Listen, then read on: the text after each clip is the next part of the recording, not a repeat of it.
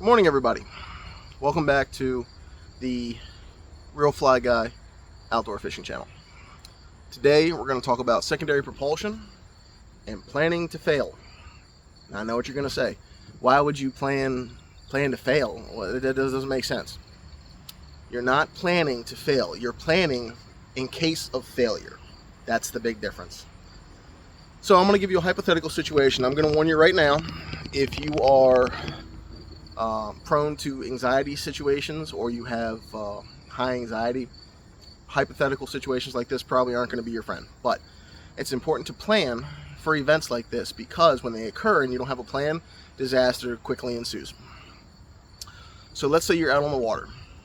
It's a nice day, not a lot of boats out, not a lot of traffic, nice.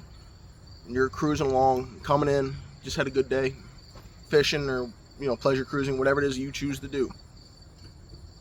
You're going along, you're planning out, water's calm, and your motor fails. Dead. It's not like my boat. Why would it do that? Try the key, you try the pull cord, won't restart. Okay. You're in the middle of the water. There's nobody around you. You could add, maybe a storm's coming in or something. Maybe that's why you were coming in, or maybe it's just the end of the day. It's starting to get dark or something. Maybe you're just tired. You don't feel like being out on the water anymore, being beat up by waves. Motor's not starting. What you gonna do? First thing we do in a situation like this, and it's the hardest thing to do, stay calm. Oftentimes, when an emergency like this ensues out of nowhere, the first thing people tend to do is panic. It's a natural human reaction, but you have to try to counteract it and stay calm.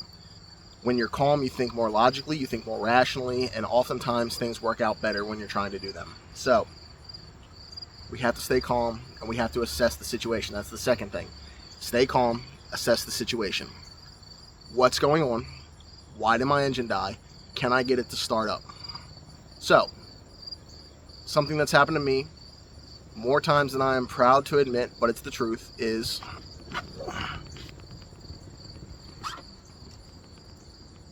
my lanyard just comes off. I move, I shift, and it pops off, kills the motor. Dead. You may not notice it right away because it's tied to you. You may not feel it. That's why I keep it on my wrist. That way, if I feel something dangling, my lanyard's off. You pop it back on, retry it. Now, if you try the motor so much, especially with carbureted engines, you can flood it, which is where you get too much fuel in the cylinder and your spark plugs get wet, and wet spark plugs on fire. So if you try once or twice to start the motor and it doesn't start, stop. Don't flood your engine. Stay calm. Assess the situation. Check your lanyard. Check to see if you're out of fuel. Is it a fuel issue? Did you run out of fuel? Is your tank not feeding? Is your primer bulb, I don't have my tank in here, is your primer bulb solid, or is it soft? If it's soft, maybe there's a clog in the line or something, the engine's not getting fuel. Okay. Might be able to fix it on the water, might not. Maybe your tank vent isn't breathing, and it's creating a vacuum in your tank and it's not sucking it. Open your cap and see if you hear suction, see if it sucks in air. Might be as simple as a clogged tank vent. We don't know. Assess the situation. Next is create a plan. Okay. Nothing I'm doing is getting this motor to start. Battery's dry and dead if I have one, my arm's getting tired, whatever. What can I do to fix this situation? Do I have a secondary means of propulsion? Do I have a trolling motor?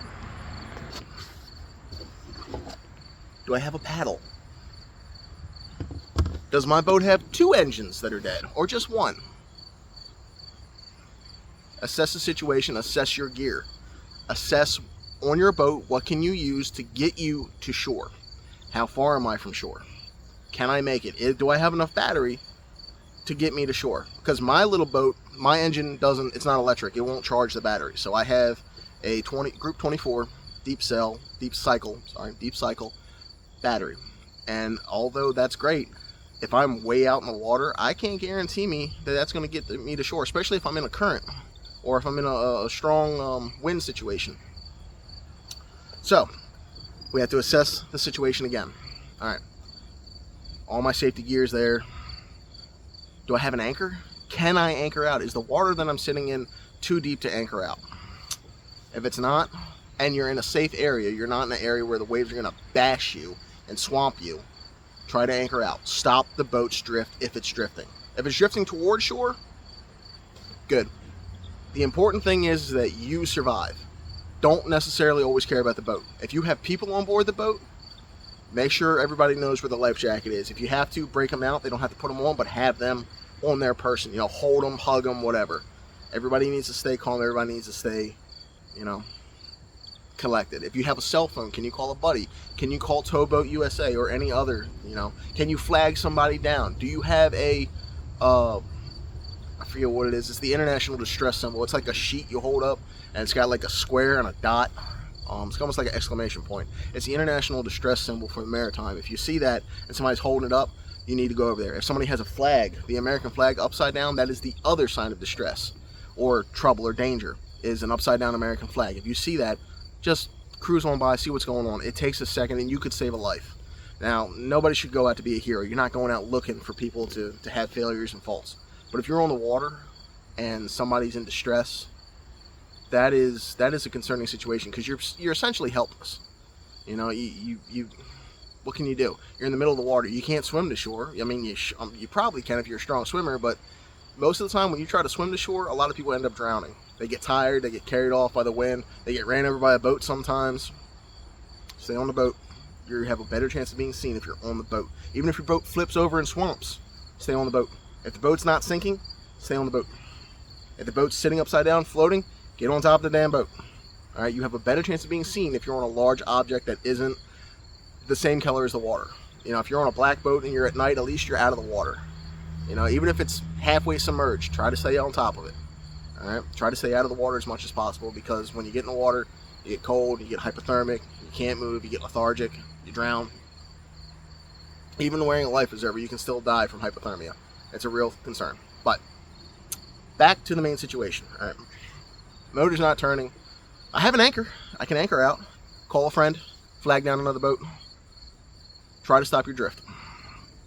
If you have a trolling motor and you have enough battery, try to get to shore. Try to get there as fast as possible. Straight line it. What is the closest shoreline? My dock might be over there, but the shoreline's over there.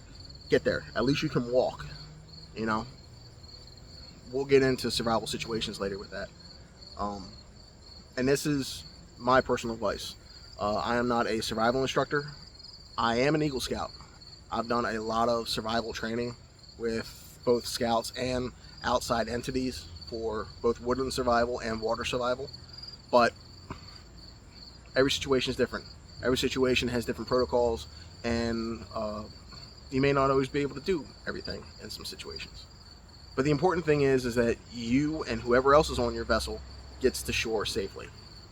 If the water is crashing up against the waves, or if the waves are crashing up against shore or rocks, don't go there. You don't want to get battered up against them rocks. That water grabs you or pushes you in that boat up against there or flips you. You just became a sandwich between you and the rocks in the boat. Try to avoid any rough water or jetties or anything like that. If the water's calm, that's one thing. But if the water is kind of rough and unforgiving, stay away from it. It's not good. So, the main thing is to get to shore. Get help. Get you back home. Make sure that you're safe. But what do you have on there for secondary means of propulsion? Carry a paddle. Carry a flag. Carry a horn. Carry one of those little air horns if you have to. Something. You have to. You have to get back to shore. That's the main thing. Do you have the means of staying warm? If you're wet and you're on the boat and now you're not moving, or you were moving and now you're cold, you know, maybe carry a blanket or something too. Don't plan to stay on the boat, but be prepared to. You know, it's one of those things of hope to God you don't need it, but when you do, it's there. So, what's your plan going to be? Where are you going? Are you going offshore fishing? Does anybody know where you are? Before you even leave the pier or get on the water, you should always tell somebody else where you're going, where you plan to be, and how long. All right, it's a plan. It's recommended by the Coast Guard and most boating associations. Always have a plan. Always have somebody else know. That way, when you don't show up on time, they know that there's something wrong. If they can't get a hold of you, let's say you're way offshore and there's no cell signal, how are you going to get a hold of somebody? Do you have a radio? That's a good thing. A VHF radio or one of those handheld walkie-talkie VHFs. I would strongly recommend them. I carry one on my boat. It's very handy. You may never need it, but when you do and it's there, it could save your life. Just like a life jacket. Hope to God you never need it, but if you do, you have it.